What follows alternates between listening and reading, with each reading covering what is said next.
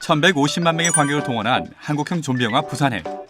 영화 평점 사이트 로튼 토마토 신선도 지수 93%를 받는 등 전 세계 한국 영화 흥행 기록을 갈아치웠던 부산행의 4년 후를 그린 반도가 개봉을 앞두고 있습니다. 대한민국을 배경으로 최초로 포스트 아포칼립스 좀비 세계관을 담아낸 반도는 부산행을 성공적으로 이끌었던 연상호 감독이 풍부한 상상력으로 확장시킨 연니버스 세계관을 담고 있습니다. 반도는 2020 칸영화제 공식 초청작으로 개봉 전 185개국에 선판매되는 등 전 세계에서 관심을 받고 있습니다. 뿐만 아니라 한국 영화 사상 최초로 IMAX부터 4DX, 스크린X, 4DX 스크린, 슈퍼 4D, 애트모스까지 총 6개의 포맷으로 개봉을 확정지으며 코로나로 메마른 극장가에 색다른 영화 체험 경험을 선사할 예정입니다. 반도 세계관의 기초가 되는 부산행의 좀비 유형을 살펴본 뒤 더욱 진화한 모습을 보여주는 반도의 좀비와 줄거리 정리를 해보겠습니다. 마지막으로 또 하나의 한국형 좀비 영화인 살아있다와 비교하면서 마치겠습니다. 영화 부산행은 우리에게 친숙한 열산이라는 밀폐된 공간에서 좀비와 대치하는 이야기를 담고 있습니다. 부산행의 좀비는 밤과 낮에 모두 활동하며 소리와 시각에 의존하기 때문에 어두운 환경에서 잘 못 본다는 약점을 갖고 있습니다. 인간보다 조금 더 뛰어난 탄력과 파워를 지니고 있지만 지능이 낮고 공격성만 남아 있습니다. 영화 반도는 부산행 4년 후의 미래를 그리고 있는 만큼 좀 더 진화된 좀비의 모습을 볼 수 있는데요.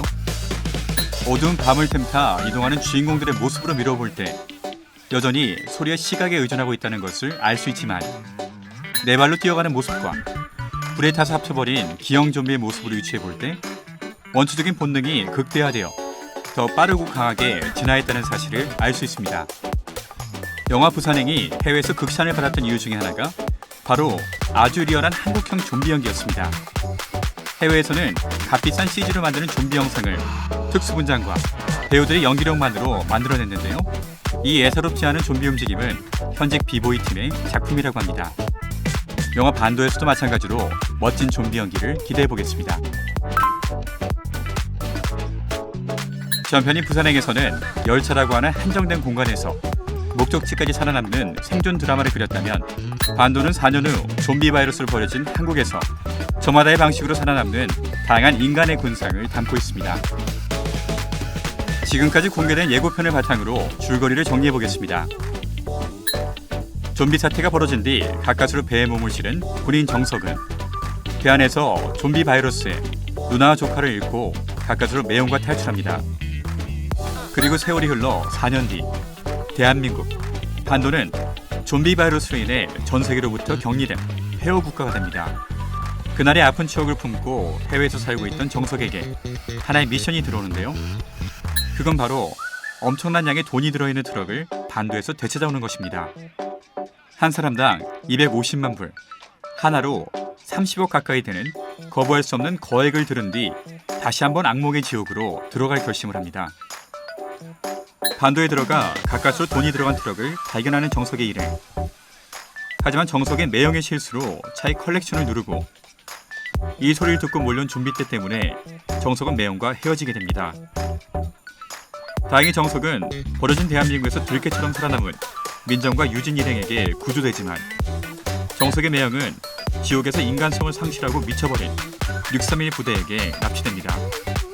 원래 돈을 회수한 뒤 반도를 벗어날 계획까지 갖고 있던 정석은 민정과 유진을 반도에서 빼내주는 조건으로 함께 매형을 구하러 갑니다.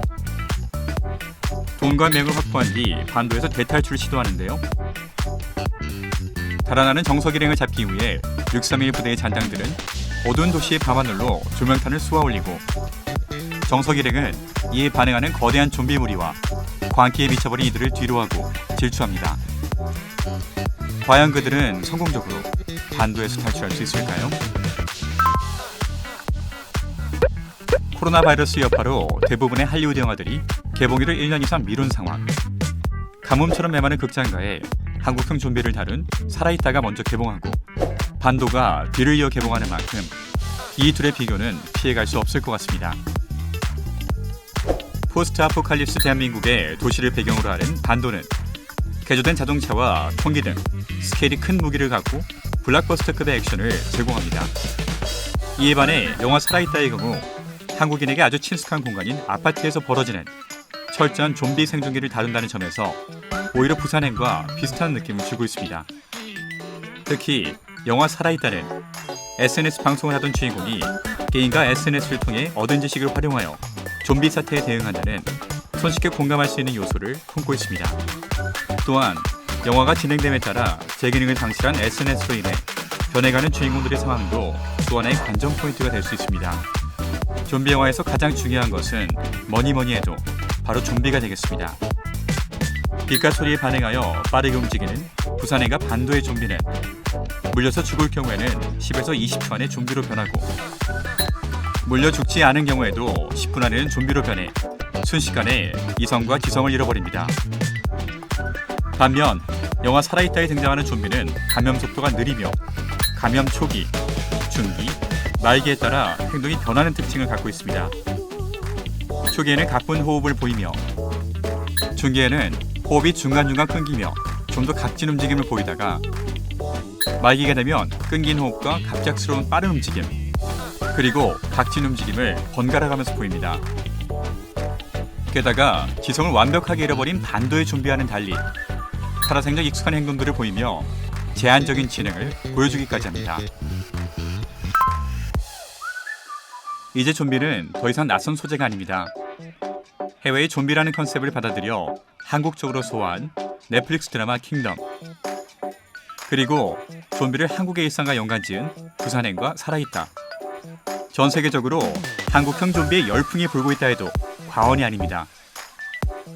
이런 추세를 보여주듯 미국 영화 매체인 데드라인에서 반도의 8월 7일 북미 개봉 확정을 발표했습니다. 현지 배급은 웰고 USA가 만든다고 하네요.